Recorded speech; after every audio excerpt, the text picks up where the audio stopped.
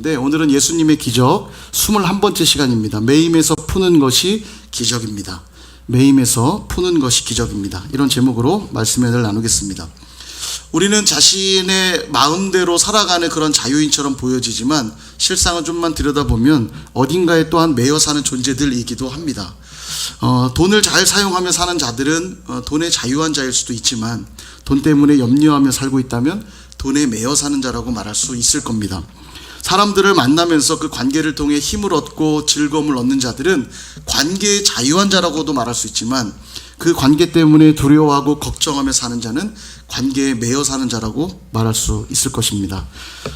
또한 내게 맡겨진 어떤 직분과 역할 속에서 최선을 다하며 감사함으로 그 일들을 감당하는 사람은 그 역할과 직분 안에서 자유한 자일 수 있겠지만 자신이 맡고 있는 직분과 역할 때문에 노심초사하며 살아간다면 그들은 그 역할에 매여 사는 자라고 말할 수 있을 것입니다. 이처럼 어떤 상황에 매여 살기 시작하면 우리 마음은 쉼을 얻지 못하고 그 고통은 어떤 고통보다도 큰 고통으로 다가오게 될 것입니다.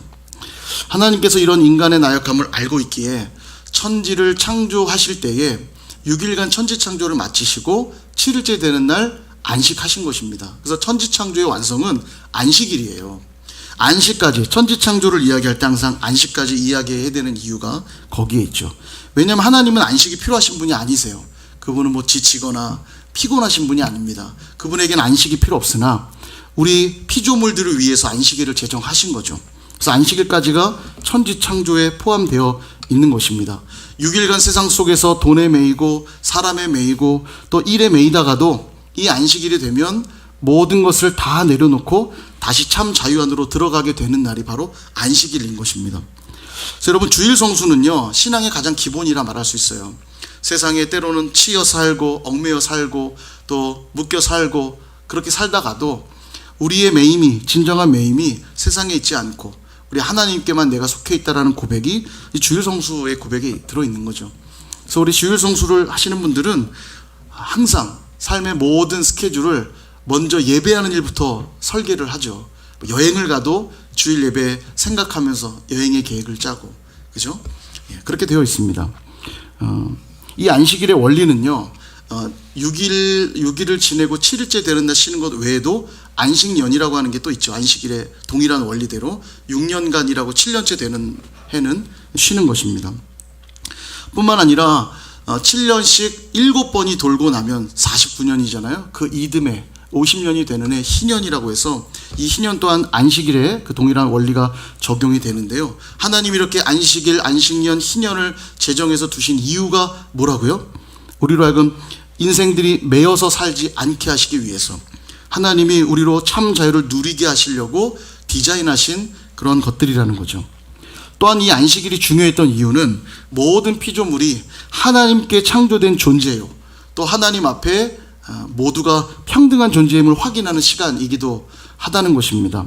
종종 보면 이제 지주나 부자들은 본인들이 일을 하지 않고 이제 종이나 품꾼들을 사서 일을 하잖아요. 수장농들을 두고 일을 하게 되는데, 그러다 보니까 그들에게는 안식일의 쉼이 절대적이지 않을 수 있지만 일을 하는 종들이나 품꾼들에게는 안식일이 절대적일 수 있어요. 그들이 만약에 주인에게 쉬도록 허락받지 않으면 그들은 계속 일해야 되는 존재들인 거죠.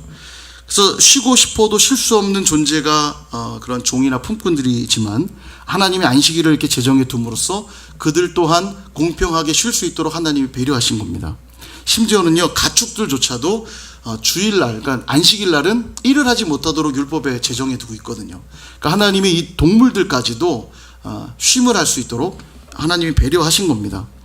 또한 7년에 한 번씩 돌아오는 이 안식년, 이 안식년의 경우도 땅을 쉬도록, 묵혀두도록 그렇게 말씀을 하세요.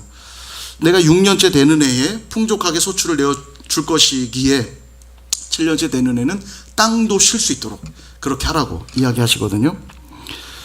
또한 여러 가지 딱한 사정으로 종이 된 지체들이 있습니다. 종이 된 형제들이 있을 수 있는데 그들 또한 안식년이 되면 그들도 자기 기업으로, 특별히 이제 희년이 되면 자기 기업으로 돌아갈 수 있게 하고 종으로부터 해방될 수 있도록 하는 그런 율법들을 제정해 둠으로써 모두가 진정한 안식을 누릴 수 있도록 하나님이 아주 섬세하게 배려하신 것이 또 이 안식일의 규례라 말할 수 있습니다. 여러분, 이 안식일 규정은 그래서 부자나 가난한 자나 높은 자나 또 낮은 자나 또 자유인이나 종이나 정착민이나 나그네나 모두에게 하나님 앞에 피조물들로 정당하게 쉴 수 있게 하시는 하나님의 배려였다는 겁니다. 모두가 공평한 존재로 또 드러나는 시간이기도 한 거죠. 뿐만 아니라 이 안식의 개념은요, 욕심의 노예가 되지 않도록 하기 위한 하나님의 지혜이기도 합니다. 왜 지주들은 자기는 안식일을 지키면서 자기 밑에 일하는 그 종이나 품꾼들은 일하지 못하도록 했을까요? 모두는 아니지만 그렇게 한 자들이 있었는데 왜 그들은 자기는 쉬면서 종들로 쉬지 못하게 했을까요? 그것은 바로 그들 안에 있는 욕심 때문입니다. 욕심.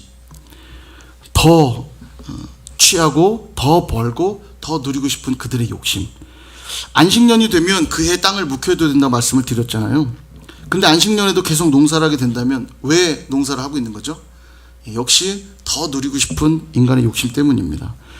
그래서 하나님은 이 안식이라는 개념을 통해서 하나님 앞에 모든 인간이 평등하다는 것을 깨닫게 하시기 위한 것 외에도 모든 피조 세계가 하나님으로부터 말미암았다는 것도 알게 하시려고 두신 것이고, 더 나아가 욕심을 내려놓고 오직 창조주 하나님만 의지하며 살도록 하시기 위해 제정하신 것이 바로 이 안식일이라는 것입니다. 그래서 여러분, 이 쉬는 것을 죄악시 여기지 않으셔도 됩니다. 쉰다라고 하는 개념은 성경에서 온 거거든요. 이 안식의 개념으로부터 온 겁니다. 종종 어르신들 중에 그런 분들을 좀 뵌 적이 있어요. 가난하고 배고픈 시절들을 보냈기 때문에 쉬는 것을 죄악시 여기는 그런 어른들을 종종 보았습니다. 그 마음은 10분 이해해요. 힘들고 어려웠던 시간들을 생각하면 지금도 열심히 일해야 된다고 이제 말씀하시기도 하지만, 오늘도 내가 살아갈 수 있는 힘이 나의 열심에서 오는 것이 아니고 하나님이 베푸신 은혜 때문인 걸 안다면 우리는 쉴 수 있는 거예요. 오늘도 쉬어도 큰 문제 되지 않는다고 고백할 수 있는 거죠. 그래서 이게 되게 중요한 믿음이에요. 오늘도 내가 쉬지만 하나님 나를 결코 굶기시지 않을 거라고 하는 그 믿음. 오늘도 하나님이 나를 살게 할 거라고 하는 믿음이 있는 자만 이 안식 가운데 들어갈 수 있는 겁니다. 두 손 두 발 놓고 편히 쉴 수 있는 거예요. 그건 게으름이나 무슨 죄악시가 아니니까 그렇게 쉬는 것을 우리가 죄악시 여길 필요는 없다는 거죠. 또 쉬어야만 다시 힘을 내서 우리는 또 달릴 수 있거든요. 쉼은 중요합니다. 도끼를 가는 시간이 있어야 그 다음에 나무를 벨 때 힘도 덜 들고 더 짧은 시간 안에 더 많은 나무를 벨 수 있는 거거든요. 그래서 쉼은 마치 우리의 도끼를 가는 시간과 같은 것일 수 있다는 거죠. 그래서 쉼은 되게 중요합니다. 근데 오늘 본문에 그렇게 자유와 쉼을 우리에게 자유와 쉼이 필요한데 이 자유와 쉼을 잃어버린 한 사람이 등장을 해요. 누구냐면 18년 동안이나 귀신 들려 고통받고 허리가 굽어져 몸을 조금도 펼 수 없는 여인, 바로 그가 등장을 합니다. 마침 예수님이 안식일이었습니다. 그 안식일에 회당에서 가르치고 계셨는데 이때 그 여인을 보시게 돼요. 안식일에 회당에 와 있는 그녀의 모습을 한번 상상해 보십시오. 당당하게 와 있었겠습니까? 귀신 들리고 병으로 고통받는 자신의 모습 때문에 사람들에겐 잘 눈에 띄지 않는 어딘가 잘 피해서 숨어 있지 않았을까 생각이 들어요. 얼마나 눈칫밥을 또 먹었겠습니까? 그렇게 무엇인가 매여 있는, 그래서 영적으로도 매여 있고 육적으로도 매여 있고 또 정서적으로도 매여 있고 사회적으로도 사람들 사이에 자유할 수 없는 사회적으로도 매여 있는 총체적 매임에 놓인 여인이었을 거라 그렇게 생각이 듭니다. 바로 그때 주님은 그녀를 불러 세우시고는 내 병에서 놓였다 그렇게 선포하시고 안수하심으로 이 여인을 고쳐주세요. 얼마나 영광스러운 순간입니까? 모든 매임에서 풀어주사, 영적 매임, 육적인 매임, 정서적이고 사회적인 모든 매임에서 다 풀어주사 그 여인을 자유케 하시고 이제 진정한 안식을 누리도록 이 안식일에 그렇게 하나님 배려하고 있다는 겁니다. 근데 이 감격스러운 순간에도 반대자들이 있어요. 참 나쁜 사람들이 있습니다. 회당장이 뭐라고 하냐면 안식일에 병 고치는 것을 보고는 분을 내요. 그 사람이 병에서 고침받았는데 화를 내요. 17절에 보면요, 모든 반대하는 자들이란 표현을 보면 회당장뿐만 아니라 회당장을 대표한 모든 종교 지도자들이 다 반대를 하고 있었다는 걸 예상해 볼 수 있죠. 분을 내면서 고작 한다는 말이 엿새가 있는데 왜 하필 안식일에 그녀의 병을 고쳐주냐는 거예요. 왜 안식일에 고침 받고 있냐 이거예요. 6일이라는 시간이 있는데 그때 하지. 얼마나 거룩합니까? 안식일을 지켜야 된다는, 아마 그들은 그랬을 거예요. 예, 안식일을 지키라는 게 몇 번째 계명입니까? 예, 4계명이죠. 4계명. 10계명 중 4계명. 안식일을 거룩히 지키라. 그들은 이 명령을 지켜야 된다는 생각이 그랬을 수 있죠. 안식일을 거룩히 지키라 했으니 안식일에 왜 이런 일을 하냐? 6일 동안 하면 되지. 여러분 정말 거룩한 거 맞습니까? 거룩해 보이십니까? 제가 한번 질문을 드릴게요. 만약 이 여인이 여러분의 딸이거나 여러분의 엄마거나 여러분의 언니, 누나 혹은 여러분의 동생이었다면 어떠셨겠어요? 감격하셨겠습니까? 분노하셨겠습니까? 생각하고 싶지도 않으시죠? 이런 무자비가 어디 있습니까? 그 영혼이 매임에서 노임을 받았는데 자유해졌는데, 여러분 참 이걸 보면서 분노하고 있는 그들의 모습이 참 안타까울 뿐입니다. 여인이란 이름만으로도 자유롭지 못한 시대잖아요. 여인이란 이름만으로도 자유롭지 못한데 더더욱군다나 18년 동안 귀신 들려 병들어 살았던 그 여인의 삶을 한번 상상해 보세요. 하루하루가 얼마나 고통스러웠겠습니까? 사는 게 아니었겠죠. 바로 이 안식일이야말로 매임에서 풀리고 자유케 되는 날의 핵심인데 왜 그 안식일에 고쳤냐고 따져 묻고 있는 거예요. 그 얼마나 가증합니까? 이 모습이 가증스러울 수밖에 없는 것은 15절에 주님이 이렇게 말씀하세요. 주께서 대답하여 이르시되 외식하는 자들아, 너희가 각각 안식일에 자기의 소나 나귀를 외양간에서 풀어내어 이끌고 가서 물을 먹이지 아니하느냐. 동물들도, 가축들도 안식일이라 할지라도 끌고 가서 물을 먹이는 게 율법으로 어기는 게 아니에요, 그들에게. 그런데 지금 18년 동안 매임받던 여인이 자유케 된 게 어떻게 문제가 되냐 이겁니다. 그녀가 이 소나 나귀만도 못한 존재입니까? 소나 나귀도 안식일에 가서 물 먹는 게 죄가 안 되는데, 동물을 끌고 가서 물을 먹이는 게 일이 아닌데 이 여인이 고침받는 걸 일이라 말하고 있는 그들의 모습이 얼마나 가증합니까? 주님이 그걸 지적하고 있는 거죠. 이것이 바로 외식주의자들, 율법주의자들에게 보는 가장 큰 문제점들이에요. 여러분, 지키기로 한 것, 어떤 규정들 지켜야 되고 중요합니다만 그것이 영혼보다도 더 중요합니까? 영혼들을 위해서 하나님 율법을 제정하셨고 또 어떤 규칙들을 주신 거예요. 영혼들을 위해서. 그들이 바른 삶을 살고 구원을 얻게 하고 그들로 자유와 기쁨과 생명을 누리게 하시려고 어떤 율법들을 주신 거 아닙니까? 근데 도리어 그걸 가지고 영혼들을 괴롭게 하고 있다면 이것은 전후가 바뀐 그런 일이겠죠. 그런데도 사실 우리가 그러고 있을 때가 생각보다 많습니다. 우리 안에는 기본적으로 종교성이 있다 보니까 율법주의적인 태도들이 있어요.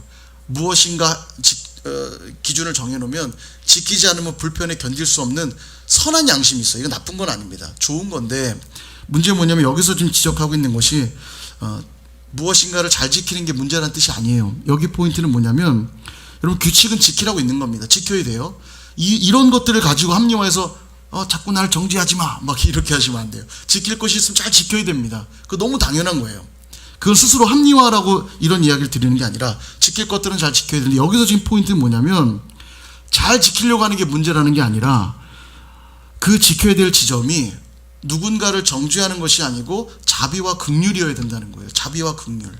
영혼을 향한 자비와 긍휼을 가지고 어떤 규칙들을 지켜나가고 해야 될 필요가 있다는 거예요. 그게 지금 포인트입니다. 그렇지 않으면 회당장과 반대의 무리들처럼 돼버리고 마는 거죠. 이런 상상을 해봅니다. 만약에 그녀를 불쌍히 여겨 고침받은 사건에 감사했다면 회당장이 저 여인 볼 때마다 참 마음이 불편했는데, 마음이 아팠는데 그렇게 고침을 받다니, 이렇게 긍휼의 마음으로 그녀를 볼 수 있다면 본인이 그토록 지켜야 된다 생각했던 안식일의 규정에 대해 주님께 묻지 않았겠어요? 그럼 안식일을 거룩히 지키라는 계명에 대해서는 어떻게 이해하면 좋겠습니까? 물었겠죠. 그럼 주님은 친절하게 알려주셨을 거예요. 주님을 더 알아가는 시간이 됐으면 됐지, 이렇게 누군가를 정죄하고 또 죄를 짓는 자리로 가지는 않았을 겁니다. 그러나 그는 스스로 이 안식일을 지켜야 된다는 기준 때문에 그 영혼을 자비와 긍휼로 보지 못하고 그냥 이 규정을 지키지 않은 예수님과 그 여인을 마치 죄인처럼 취급하고 있었다는 거죠. 여하튼 오늘 예수님께서 안식일 정신을 그대로 실현하십니다. 무리들에게 안식일의 참 의의를 직접 이 여인을 고치는 방식으로 가르치고 계신 거예요. 그리고 그건 더 나아가 저와 여러분에게도 그 안식의 의미를 가르치고 계신 거라고 여러분 받아들이셔도 동일합니다. 이 안식의 의미 이미 앞서 말씀을 드렸지만요, 신약에 있어서 안식의 의미는 주일로 그렇게 바뀌어졌죠. 예전에도 한번 설명을 드렸는데, 구약은 바라보는 안식이라고 그렇게 말씀을 드렸죠. 6일간 노동하고 7일째 되는 날 쉬는, 말하자면 바라보는 안식이었다면, 신약은 예수 그리스도께서 오심으로 이미 성취된 안식으로 안식을 누리며 한 주를 살아내는 겁니다. 그러니까 구약은 바라보는 안식이었다면 신약은 누리는 안식으로 바뀌어진 거죠. 그래서 안식일인 토요일 날 우리는 예배를 드리지 않고, 안식 후 첫날 주님이 부활하신 걸 기념해서 초대교회로부터 우리는 주일날 안식일 정신을 계속 구현하고 있는 거죠. 누리는 안식, 그러니까 바라봄의 안식에서 쉬었다면 이제는 주일을 지키고 한 주를 살아내는 누리는 안식으로 바뀌었다는 겁니다. 그렇게 하는 이유는 뭐냐면 예수님이 바로 안식의 원형이기 때문이에요. 그러니까 안식일을 제정하신 것은 예수님의 모형이요 그림자라는 거죠. 안식일이야말로 참된 안식 되시고 평안 되시는 예수님의 모형으로서 제정된 거라는 겁니다.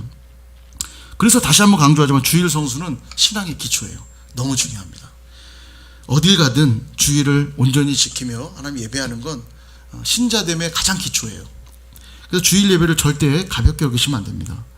어찌되었건 그러므로 예수 그리스도를 참되게 믿는 자들에게는 반드시 이 안식이 누려지고 경험되는 것이 마땅하다는 거예요.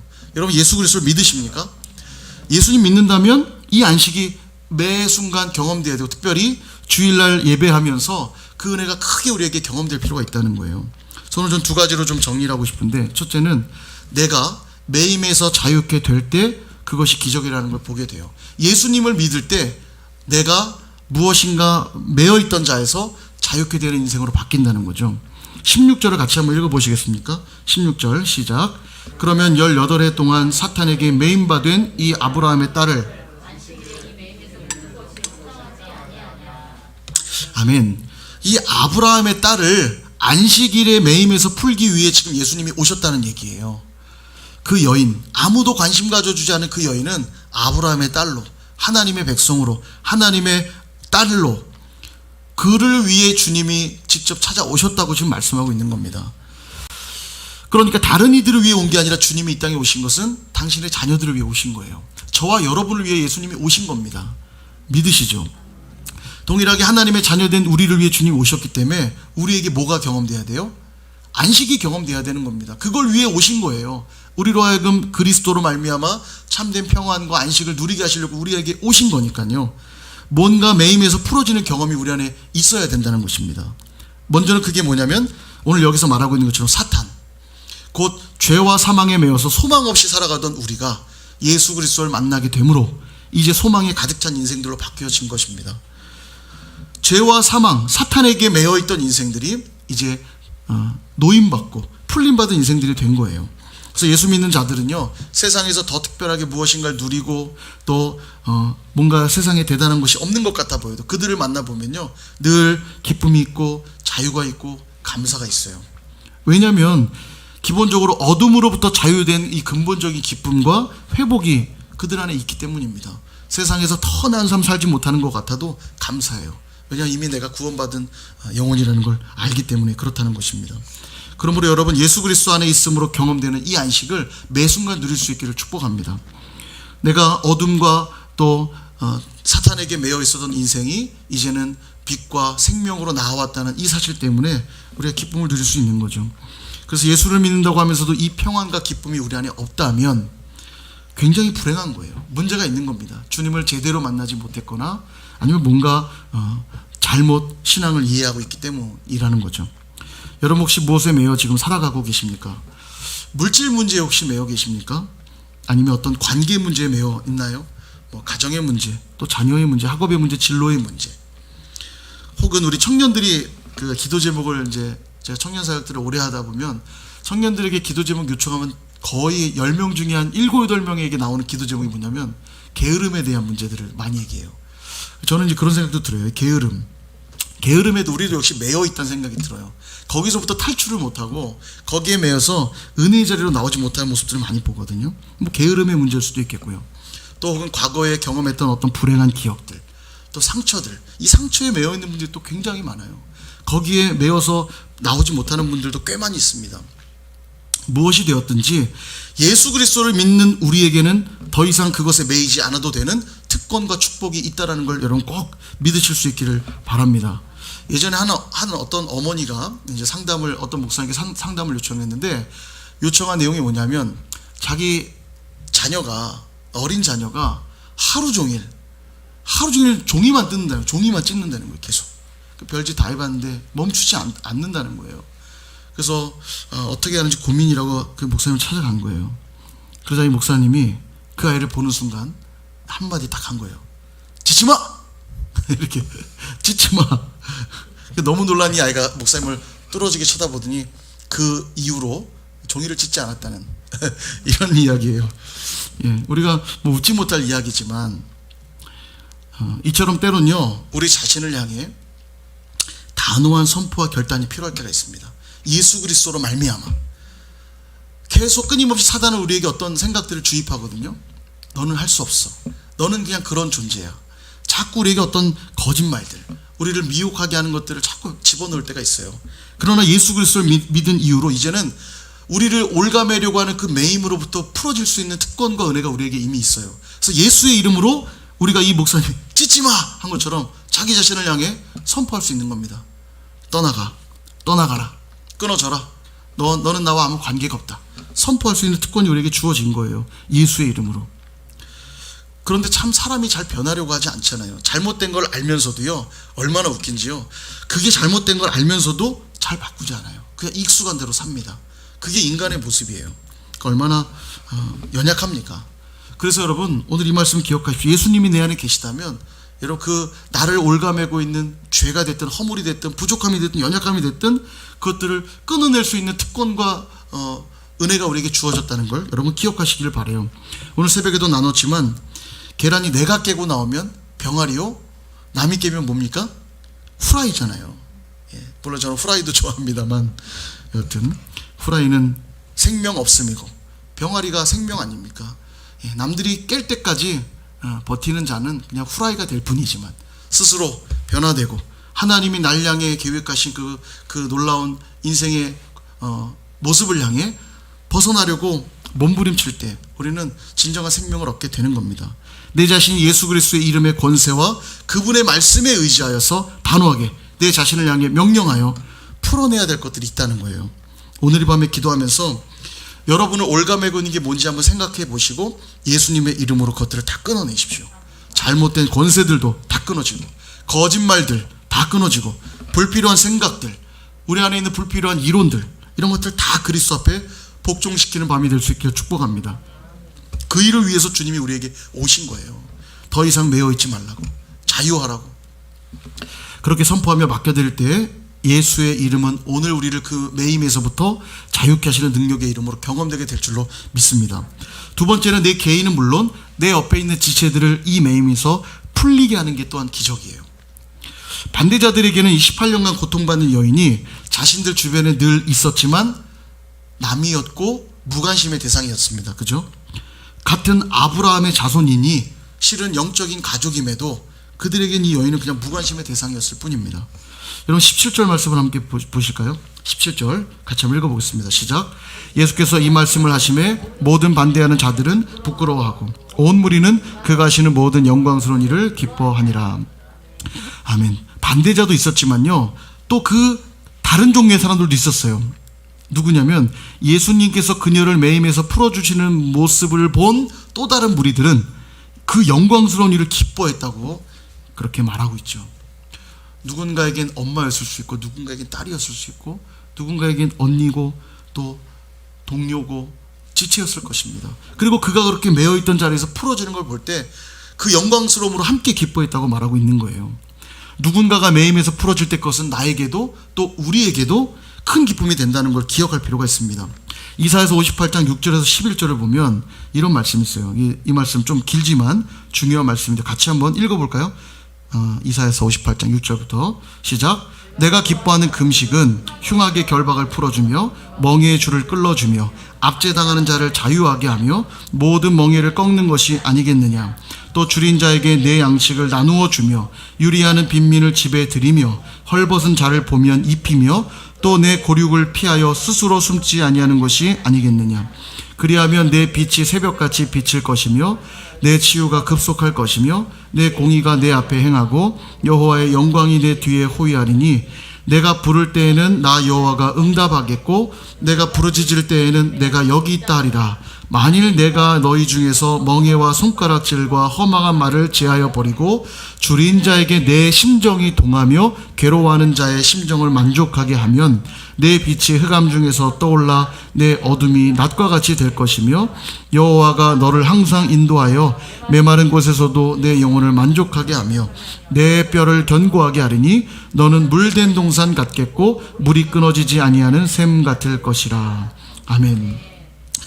예, 무슨 말씀인지 이렇게 딱 이해가 가시죠? 다시 한번 6절을 좀 보시면 내가 기뻐하는 금식은, 뭐 금식에 대한 주제처럼 보여지지만 왜 금식 얘기를 하시냐면 이 바로 앞에 보면 그들이 말하는 거예요. 내 목소리를 하나님께 상달되기 위해 자기들 금식한다는 거예요. 그래서 막 베옷을 입고 재를 펴서 금식하는 형태는 띄고 있는데 금식을 한다며 오락을 금하지도 않고 논쟁하며 다투며 주먹질한다가 그렇게 말씀하면서 그게 무슨 진짜 금식이냐?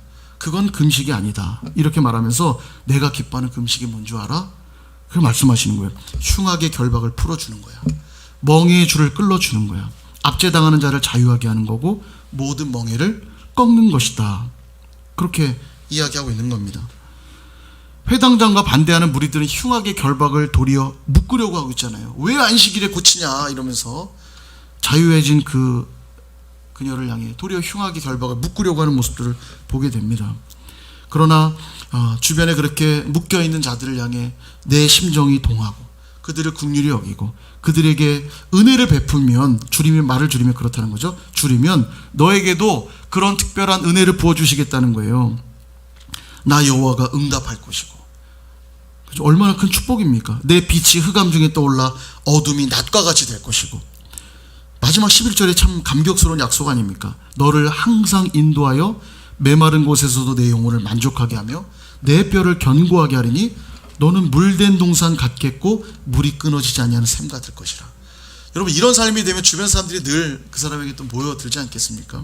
얼마나 복된 삶입니까? 그게 바로 내가 기뻐하는 금식이라는 거예요. 좀 더 풀어보면 하나님께 더욱 가까이 나가기 위한 방편으로 금식이 설명되고 있는 것처럼 내가 기뻐하는 금식, 하나님과 늘 함께하는 삶, 그것에 대해서 지금 구체적으로 설명하고 있는 거예요. 너희가 나를 만나 기적을 체험하기 원한다면 너희 안에 있는 흉악의 결박, 멍에의 줄, 압제당하는 자를 자유케 하는 것, 바로 거기에 하나님을 만나는 비밀이 담겨 있다고 말씀하고 있는 겁니다. 그럴 때 그 자유함은 그 묶인 것이 풀어진 자만 누리는 자유가 아니라 그렇게 한 우리에게도 자유로 기쁨으로 경험되게 된다는 것입니다. 상대방을 자유케 한다는 것이 무슨 뜻일까요? 첫째는 그가 아브라함 자손이라는 걸 깨닫게 하는 겁니다. 하나님의 백성이라는 걸 알게 하는 거예요. 복음을 전하는 일이죠. 예수 그리스도를 믿음으로 당신은 죄와 사망에서부터 해방된 존재입니다. 이걸 알게 해줌으로 그를 묶인 데서 풀어줄 수 있도록 도울 수 있는 거예요. 이것이 첫 번째 의미예요. 둘째는 오늘 이사야서 58장의 말씀대로 지체들의 피로를 구체적으로 채워주는 겁니다. 부족한 자에겐 채워주고 줄인 자에겐 먹여주고 병든 자는 돌봐주고 지친 자들은 격려해 주는 것이에요. 그 지체의 기도 제목이 떠오를 때는 언제든지 기도해주고 또 그 기도에 어떤 응답들이 이루어진지 전화해서 또 물어봐주고 또 함께 기도하자고 격려해주고 이런 모습들이 우리 안에 묶은 것들을 푸는 모습이라고 말할 수 있는 거죠. 그럴 때 자유케 되는 역사는 일어나고 그 공동체는 늘 하나님을 경험하는 기적 공동체가 된다는 사실입니다. 이제 말씀을 마치려고 하는데요. 사랑하는 여러분, 개인적으로는 여러분 복음 앞에서 다시 여러분들을 묶고 있는 것들을 예수 이름으로 다 풀어내실 수 있기를 축복합니다. 오늘 이 밤에 그 작업들을 좀 하세요. 오늘 내가 무엇에 매여 있는지, 무엇 때문에 내가 전전긍긍하고 있는지 주님께 다 예수 이름으로 끊어내십시오. 또한 우리 선일교회가 푸는 공동체가 됐으면 좋겠어요. 묶는 공동체가 아니라 푸는 공동체가 되었으면 좋겠어요. 우리 안에서도 푸는 공동체가 되어야겠지만 또 밖으로 이 지역사회를 향해서도 메인 것들을 풀어내는 공동체가 되었으면 좋겠습니다. 그래서 서로를 올가매는 공동체가 아니라 서로를 풀어주고 자유케 하고 평강의 기쁨을 누리도록 하는 그런 공동체 될 수 있기를 소망합니다. 그럴 때 그 기쁨은 나만의 기쁨이 아니라 우리 모두의 기쁨이 되어서 이 공동체를 찾는 모든 이들이 동일하게 그 기쁨을 누리게 될 수 있을 줄 믿습니다. 그런 저와 여러분 모두가 되시기를 주님의 이름으로 축원드립니다.